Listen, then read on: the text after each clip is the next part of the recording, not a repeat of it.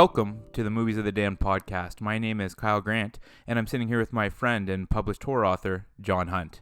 If you enjoy what you hear here today, please subscribe to our YouTube channel, check out our Facebook page, and follow us on both Instagram and Twitter, at Damned Movies. Email us any questions, comments, and suggestions to moviesofthedamned@gmail.com. For further details on John's published works, please visit his blog, johnhuntfiction.wordpress.com. Today, we'll be discussing Ian Russell's 2008 film, The Killing Death. Two bumbling police detectives are on the trail of a serial killer. The killer is a pizza delivery man who kills his victims and removes a body part in order to add them as ingredients to his ultimate pizza. Along the way, police mistakenly arrest a professor, a homeless man, and the coroner, but eventually figure out the case just as the killer tries to feed the pizza to his girlfriend. Just to let everyone know, this movie came to our attention when distributor Dark Forest Film reached out to us over Twitter through the account at Dark Forest Film. They asked if we'd be interested in reviewing the movie, and we told them that we would love to check it out and give our honest opinion. So that's how we got here today. John, before we get your opening thoughts on the movie, really glad to have Ethan back again today to give his thoughts on this one. But John, why don't you start us off? Opening thoughts? I didn't know what to think about this movie at all. So you never know what you're going to get when someone reaches out to you, right? So we've been reached out to before, and we've gotten some good half movies. a dozen times, maybe? Yeah, and we've had some good movies, and we've had some movies that were in between. The one that sticks out in my mind as outstanding was that Butterfly Kisses movie. For sure, the great film. Which we would have never watched if we hadn't been reached out to. Exactly. So there is value in checking out these movies when these distributors or directors or writers kind of send us these screeners to watch. Absolutely, and you got to look at it from their perspective. Like, they put this product out, they put this product together. They had a big cast on, especially in this film, and they obviously worked hard on it, and it took them some time to do, and they're proud of their product.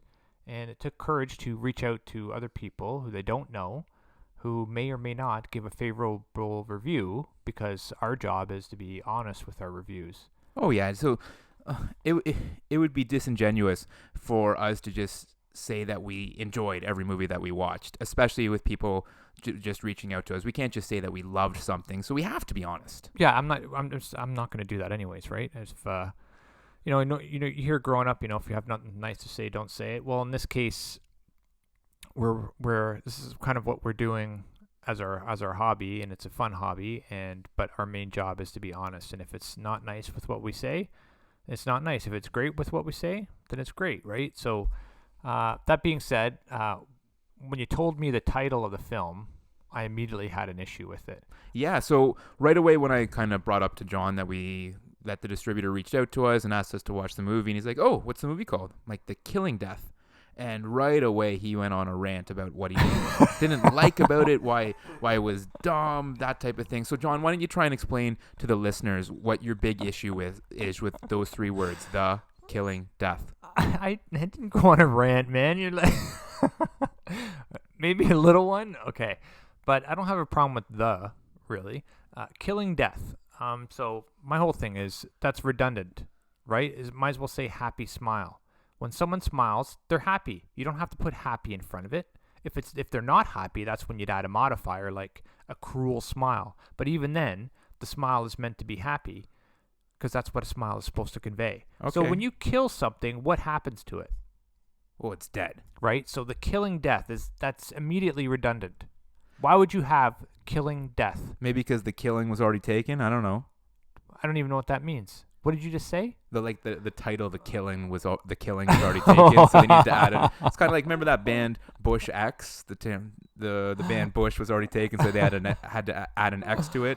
With this one, they had to add death to it. I'm just joking around. I have no idea. No, like you could have gone better with something like, I don't know, Meat Lovers.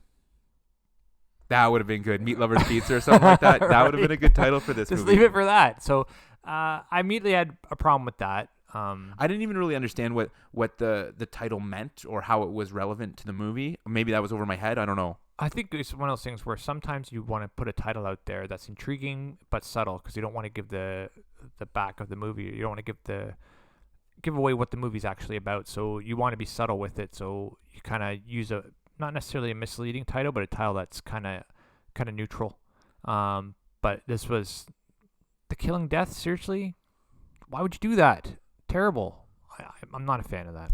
Okay, no, fair enough.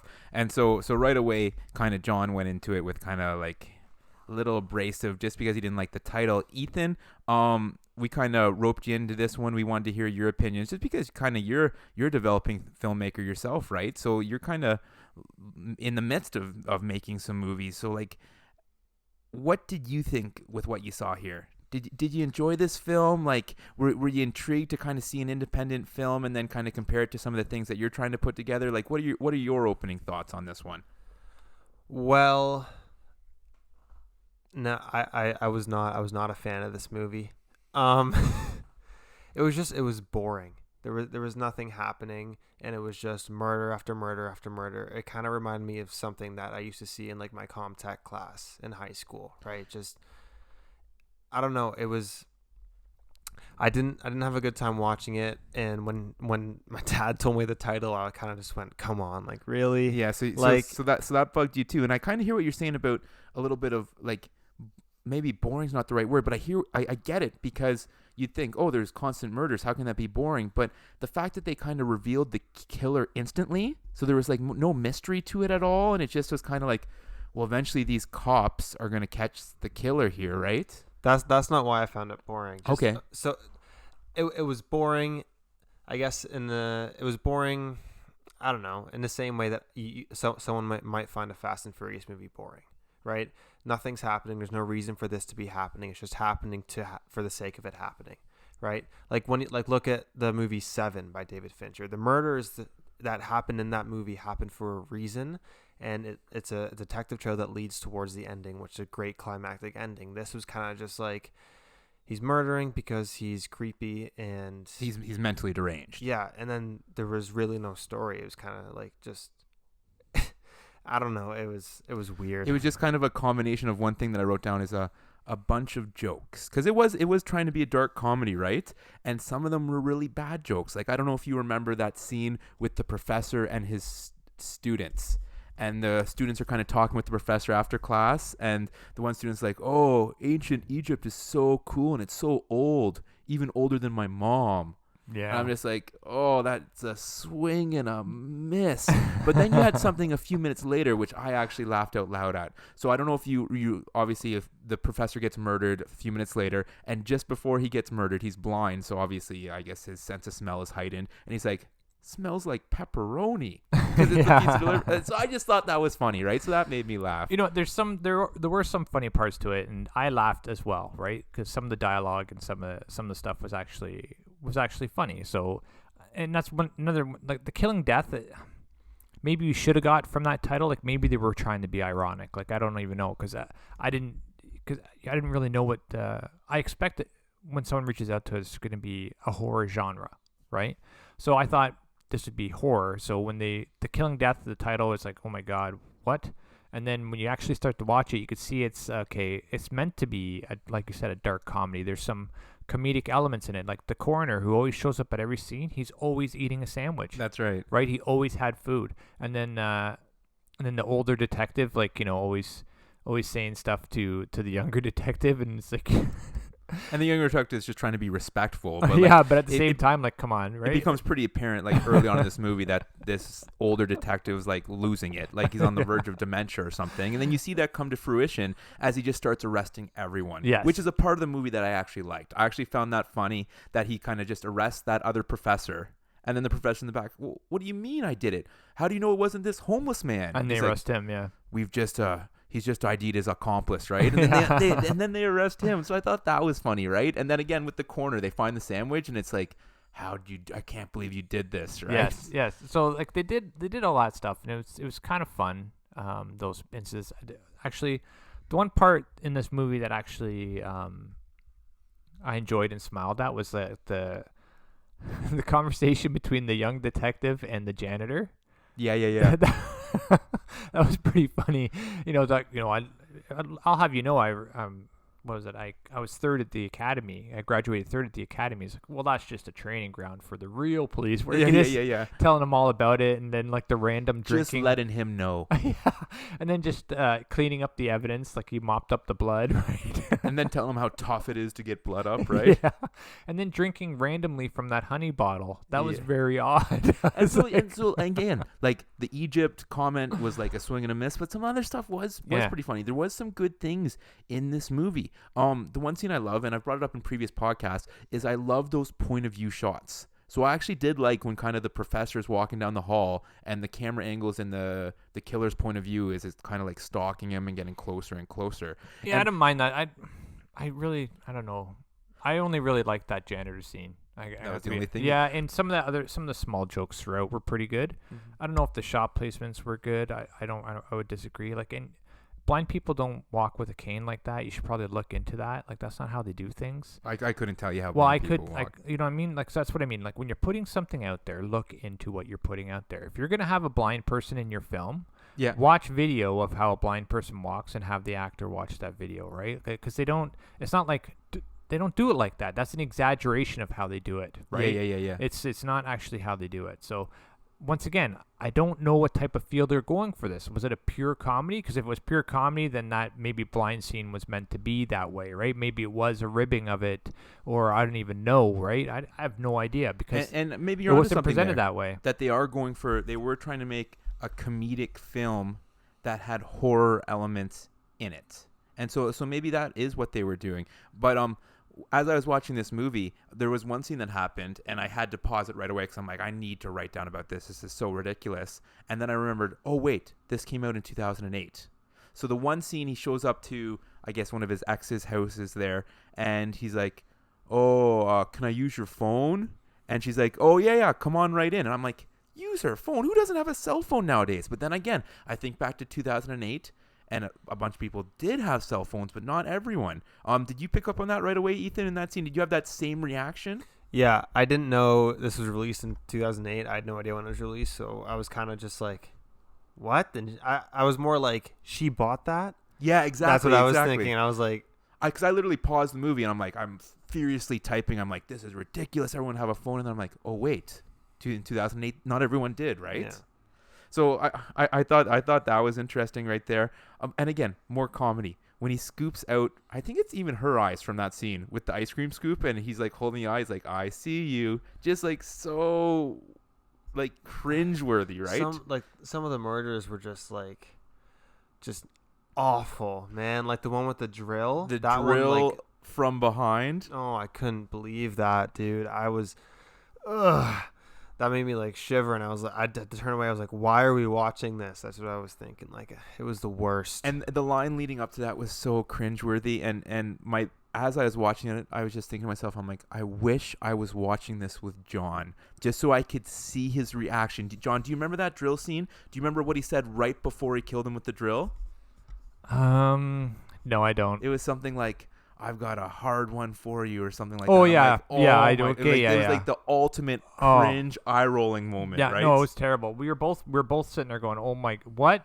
He was like, Ethan was like, "Oh no, no," right? And it was pretty funny. But here's like another part about that scene that bothered me was going into the house. You know, he's going to the house. These are all people that he knows, obviously. So this Yeah, not like a couple of them seem to be past relationships or Yeah, past like love interests or something. high school friends and all that, like just people that will let him into the house, right? So that's fine. I understand that's a tool to use to break down that barrier of how does he get them alone, right?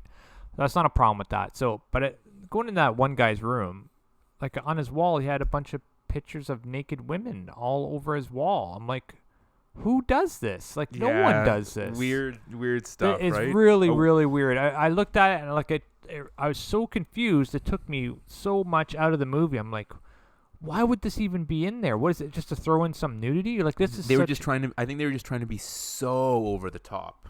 Well, that's really weird. It's like almost cringy, creepy, weird. Like if I went into my buddy's place and he had like all these pictures of naked women, obviously I'm not a serial killer, but in the movie this guy was. But if I walked to my buddy's place seeing a bunch of naked pictures of women on his wall, I'd be like, all right, man, take care. Yeah, I'm oh, out. sorry, I got a roll. Right? Yeah. Yeah, like, hey, John, come over and watch this movie. And you come down here, and it's just like a collage of nudity. It's like, yeah, Kyle, oh, you know what? Maybe we'll see it work, all right? Yeah, I wouldn't stay there that long. And not this guy obviously was there for different reasons, so that has nothing to do with it. But I just think some of the character development was very odd, right? So and then like later on with the girl, and like it's a weird comedy. Like you can have comedy in a film, but it still needs to make sense to a certain degree. Like so, Yeah. you have to understand that it's funny, and you have to understand like the relationship or whatever, right? So it's like when he goes to kill that one girl, the blonde girl, and he asks for the White Russian, which is odd in itself, right? Like not a beer, or you know what I mean? Like Yeah. White Russian, that's a very odd drink to ask for.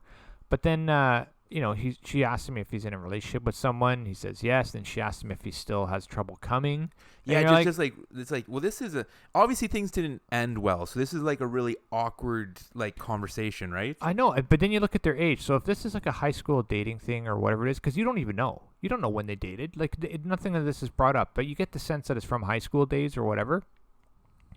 But like you let the guy into your house. You make him drink a White Russian, and then you ask him that question. Like it was just none of it made sense. Just like, yeah, it's like you're being nice, like kind of seeing an old ex or an old friend, and then just like hammers him. Yeah. Right? Yeah, it didn't go together. You're right.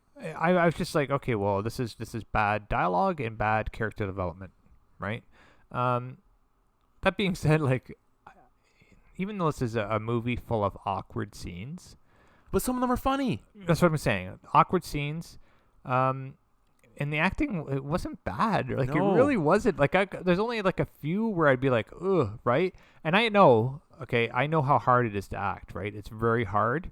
And if you could pull off any type of realism, all the props to you, great, right? So I know how hard it is. But like in this film, we would think with how everything was put together that would be off. It wasn't off. Like the old guy detective was good. Yeah. The young guy detective was good, right? The professor, he looked like Red from that 70s show. Yeah. That was, the one guy, right? But it's just like, I like that second professor too. Yeah. And then when they're like showing him, Ethan, I don't know if you remember the scene, the hieroglyphics or whatever, and he takes what seems like an hour to put on that one glove. And then as soon as he gets the glove on, he immediately touches the hieroglyphic with his other hand that doesn't have a glove on. I don't know if you picked up on that or not. Like, did that make you smile a little bit, Ethan? Like, did it make you laugh, or you're just like, you're so far removed at this point? Yeah, I actually enjoyed that. I was kind of it was fun. It didn't help my enjoyment of the movie at all, really. None But, of these like, one-liners? How about when he does the, like, I don't even know what to call it, the taekwondo karate, like, reach into the chest and pull the heart out? And What, he's like Indiana Jones? Indiana Jones, sorry, yeah. And he's like, what did he say? You always did have a big heart. Now so do I. It's like so cheesy, it's good. Like so bad, I it's was good. just I was just out of it. Like Okay. basically from the title sequence, I was kind of just like out. I was kind of just done, really, honestly. I actually liked that scene with the glove. I thought that was very funny. Him Oh, trying to man. get it on. I'm like, is this guy, what's going on here? Like blows it up and then tries to get his hand in. I thought that was well done and actually pretty funny to watch. That being said, though, with what Ethan just said about, being done near the beginning of the movie, if I wasn't obligated to watch this film, I wouldn't have made it 5 minutes. Not even close. I would have turned this off. Just right away. Oh, yeah. And you know what? I'm probably with you. And it's not like we're trying to come down on our writer-director here, Ian Russell, or like say that I could do better or anything like that. We're just trying to be objective and honest, Mhm. right? Well, and that's not it, right? So I'm not saying I could do better, right? Yeah. There's no, I wouldn't say that I could. Writing, yeah, but in particular for this film, right? Because I don't know what type of genres or whatever he reads. I just mean in the sense that, but that's not what I didn't offer this. I didn't make something like this and offer it out for someone else to be judged, right? So that's what happened here, and I don't mean to be, and that's another thing that I'm struggling with too, because I know these guys put a lot of work into this. I know these actors practice their lines. I know they did reshoots of certain areas. Because like you said, the acting wasn't no, bad. right? And I know they took care in trying to do special effects with the limited budget that they had, right? Like I know this, and I can appreciate that. I honestly can appreciate that. And I give all the props to these people for having the courage to put this out there, because it does take courage to do that. Absolutely does. Every time I release a book, I'm cringing at the same time, going, "Holy crap!" Right? Like it's a scary thing to do. Absolutely. Releasing content isn't easy. No, because then it's everyone in the world can now have an opinion about it, especially because of social media, right? Like everyone in the world can now have an opinion about it, and depending on how powerful that voice is, can really hurt what you're trying to do there. So that being said, that's what I mean. Like, it's courageous to release this product, and it's good that they do, and I hope they do some more in the future, and we can always just get better. I just like, our intent is not to be mean. Our intent is to be honest.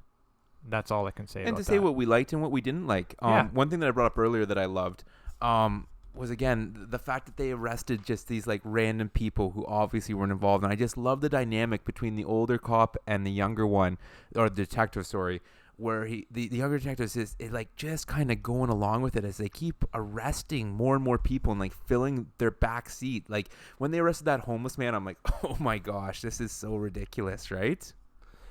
I mean, their dynamic was weird. It was kind of like the younger guy just go along with whatever, because the older guy, he said every single police cliche in the book. Yeah. Every, like, pretty much any line he said was a cliche that cops say, right? Like, well, the whole situation was a cliche thing, right? Like Yeah. the old detective on his last case teaching the new rookie the ropes, right? But then you might not have even picked up on it because it was so quick. But when the young detective, and I'm sorry I can't remember his character's name, when he kind of cracked the case, he figured out there was pizza and everything. But just as he's figuring that out, the old detective thinks that it's time to arrest himself. yeah, that was just, It's just so ridiculous. It's like, and I thought I would get away with it too, right? It just got like so ridiculous at that point. it was weird. I would say it was weird, and like, I get like the cliche dialogue that they had could be played off for laughs, but it was just cringy to me, honestly, man. Like, I don't know. And the one scene that when I watched, I'm like, I can't believe this is happening right now. I have seen this in like every cartoon I've ever seen in my life. Do you know what I'm talking about? When they kind of like that camera angle down the hallway, and there's kind of like, I want to call it a chase scene, and they're like Scooby-Doo thing. yeah, popping in and out of different doors. Yeah. I'm like, I can't believe, and it's playing that music, and I won't even like, Yeah, yeah, exactly. And I'm like, I can't believe what we're seeing right now. That is from the Benny Hill Show. Did you ever watch that show when you were I younger? never have. I've just seen it in a ton of cartoons growing up. Yeah, and that's exactly what happened in a Benny Hill Show, is that music would come on and people would be changing rooms or chasing other people around. It's exactly from that show. Used for the film purposes, right? But it's the music's from that show, and those sequences where, you don't actually hear any sound but the music. You just see people walking at a fast pace. That was all like from Benny Hill shows back in the day. And so that's where it came from. So it was kind of a tribute to that. All I would say about this film really is that there's good and there's bad, absolutely. And if they minimize, and all you can ever do when you're trying to get better at something is minimize the bad, right? So some of these things, the subtle jokes and stuff like that, they were very good, but then they were offset by the bad. So you need to minimize the bad in order for these other golden nuggets to kind of shine through, right? And like I said, some of the stuff was pretty funny. Like I enjoyed it, like that, the professor with that glove and the janitor and the young cop discussion. I thought that was pretty good. How about when he has the girlfriend blindfolded at the end and is trying to like feed her the pizza? Yeah, see, like, this is all weird, right? And like, he throws that pizza, it lands on the old detective's face, and he screams like he's been shot. And I'm like, this is so weird, man. Yeah, it's like it wasn't like it was like even fresh out of the oven and like gonna burn you or something like that, right? Was he screaming because he knew there was dead body parts on it? Like, I don't know. He's still a detective though, and he's seen a gazillion bodies, and he talks about that, how many he's seen. So either way, it didn't work for me. Little bit different, right? So when we were first reached out to, I was kind of looked in this movie a little bit. The tagline: 2 cops on the trail of a killer making the ultimate pizza. I was like, well, so that kind of got me a little bit right there, right? And then when we got reached out to, it was described as a no-budget H.G. Lewis inspired horror comedy. Now me, I don't know the history of horror that well. H.G. Lewis. Does that name pop up to either of you? Ethan, John, have either of you guys heard of him before? It sounds vaguely familiar, but I'm pretty sure I'm just thinking of H.G. Wells, who did like Yeah. War of the Worlds. And the I kind of original looked thing. him up to see like what movies he had done, and like nothing like stuck out to me or anything like that. So it was, oh, there's no off the top of my head, I don't know. Sorry, but yeah. So I guess I'll have to look a little bit more into that. IMDb, this movie's sitting at 6.1 out of 10. So that surprised me a little bit that it's above 5. So I like, where would you guys rank this out of 10? Very low. Very low. John? Yeah. Maybe a 1, maybe a 2. Yeah, so 6.1 caught me off guard. How do those ratings get calculated though? I think it's just people who watch it can input and they take the average. Does it say how many though? I didn't record that. No. 'Cause maybe it's just a cast in this family. Okay, family and friends. Yeah. Family and friends. Hey, he could be onto something there. If you want to check this movie out, you can watch a trailer of it on YouTube. And it is on Amazon Prime. But strangely enough, it's only available on Amazon Prime in the USA and the United Kingdom, which I thought was strange. And when I asked about it, because initially when we were reached out to, it's like, oh yeah, check it out on Amazon Prime. And so I have Amazon Prime, and I looked it up, and it wasn't there. And he's like, yeah, even though it's a Canadian movie and we're a Canadian distributor, they've only made it available in the USA and the UK. Seems kind of strange to me, right? That is weird. Yeah, It's weird how they do the licensing though, right? So like I was very excited. I kept seeing on Twitter, they're putting all the Nightmare on Elm Streets on Shudder, all of them. Yeah. Right. So maybe just 1 to 6. So I was like, sweet. I'm so happy. August 1st comes along. Nightmare on Elm Street. I'm gonna watch them all over again. I'm gonna watch them all back to back to back. I'm doing it. Right. So and then I looked it up when it came on, but it's not Shudder Canada. It's only in Shudder US. So I was very upset. That is frustrating for us Canadians up here. Now, one thing I did want to bring up, and I wanted to kind of ask Ethan about this. Ethan, you are an aspiring filmmaker. You yourself are in the midst right now of making kind of like a no-budget film. What can you take away from watching something like this towards your craft? Because honestly, you're not trying to make the same movie as this, but you're trying to do a similar thing. Are you following my wavelength? You're trying to put a movie together with no budget. So what can you kind of learn from a movie like this?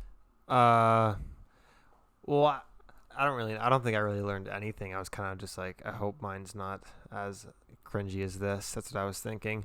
But I don't know. Really, I think if you have no budget, what you should really focus on is your story and focus on the dialogue, because really what you have, that's all you have. That's all you have to your name. It can't have any really mind-blowing special effects. You can't really have. So what you have to have is an intriguing story, which is really which a lot of independent people have done and created fantastic movies like Reservoir Dogs or Robert Rodriguez's first movie. What, it was like $7,000 the budget he had, right? And so really what you got to do is focus on story. And because if you put out a movie, even though it has low budget, but it has a good story, it's going to get noticed. And this one, I don't think it had a good story. It was extremely cliche, and I think they should work on that. And so that's a good point, is really focusing on getting that script as perfect as you can. I didn't really mind the story that much. I thought it was actually quite interesting. It's different, right? They had some stuff they need to polish up, obviously, but it wasn't a terrible story idea. It was, the presentation is what was lacking, right? Mm-hmm. So yeah, this killer's making this ultimate pizza, and you could go the dark comedy route. It would have been fine, but you also, I think it would have been better, like you said, to not know who the killer is for a while, and try to kind of draw it out that way. Maybe, like you're trying to solve it with the police. Yeah, right. Maybe just that way it offers more audience engagement when it's not a serious film, because this is, no matter how you dress it up, a serial killer trying to make the ultimate pizza cannot be a serious film. Yeah. Right. So it could only be a horror comedy or a comedy in itself, right? So, in that case, you need to focus on the finer details, and because I didn't think the story was that bad. And I know I'm his dad, but I have watched part of this film, and just his shots are way better. Just the way he does his shooting, and there's a narrative going on, and like you don't really even notice it because it's so slow, but the camera's focusing closer and closer, and it conveys the emotion of the moment, and it draws you right into the. It's just totally different. I really like it, but some of the shots in this film, I just maybe I was distracted by other stuff, right? Because there was a lot of stuff. But let's end on positives, okay? Let's end on positives. The janitor and the cop I thought was very funny. Great scene. Yeah, the professor trying to get that glove on before he touches was really fun. Yeah. Couple of those lines. Is that pepperoni I smell or whatever? Yeah, that was? some of the lines were actually very well delivered and Yeah. well written, absolutely for sure. And if you want to watch a film that is offbeat, cringeworthy a bit, Like if you're the type of person who loves awkwardness, you might really like. yeah, this you movie. might, yeah, and that's a good way to look at it, right? I don't like watching The Office. You do, right? Love it. Yeah, and so does Ethan. I don't like it because I don't like awkwardness. It just makes me uncomfortable, right? Well, then you would have been uncomfortable a bunch in this movie. I was very uncomfortable. But yeah, so that's all I have to say on this movie, really. All right, so nothing else to add then. Ethan, any final thoughts on this one? Had a few funny moments, and work on your dialogue. Yeah, no, fair enough. But I really do think that like aspiring filmmakers, like when they're putting these low budget films together, like they can like watch these type of movies and learn from it. And like, oh, this didn't work. I'm not gonna do something like this. I'll do something different. Like, do you kind of feel what I'm saying there? You have a point there. I was kind of noticing, like some things in which I thought didn't work very well. So Yeah. like when you're looking at the person with the foot cut off, and it was a shot of all three, but then it cut in randomly to like a person, as I said, like midway through their line. I thought that was ineffective and it was weird. So yeah, you can learn a lot of stuff like that. Through so like what almost works like and a what doesn't. trial and error method, right? 100%. Like where you see what doesn't work in order to find what does. Yeah. Awesome. Well, Ethan, again, we really appreciate you being a part of this podcast, and you're always welcome to jump in whenever you want, whether it's an independent film or a blockbuster. Thank you. Folks, please subscribe to our YouTube channel. Check out our Facebook page and follow us on both Twitter and Instagram @DamnMovies.